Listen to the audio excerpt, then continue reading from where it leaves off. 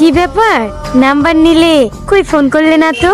Phone করব কিভাবে? তুমি তো আমাকে পছন্দই করো না, তার জন্য তো সেদিন কোনো উত্তর না দিয়ে চলে গেলা। তুমি সত্যি একটা গাধা। প্রথম দেখাতেই কোনো মেয়ে হ্যাঁ বলে?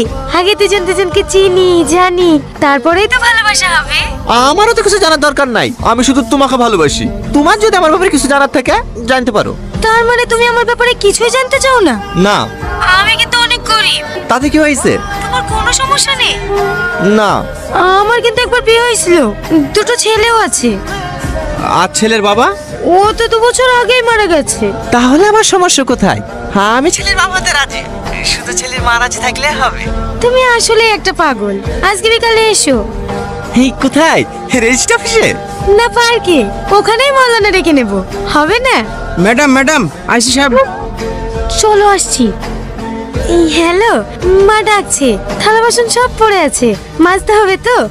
তোমাকে পরে ফোন করছি, হবে? ঠিক আছে। কখন ফোন এসেছিল? এই তো 2 ঘন্টা আগে। মায়ের অপারেশন করার লেগে জমি বেচে টাকাগুলো অ্যাকাউন্টে থইছিল।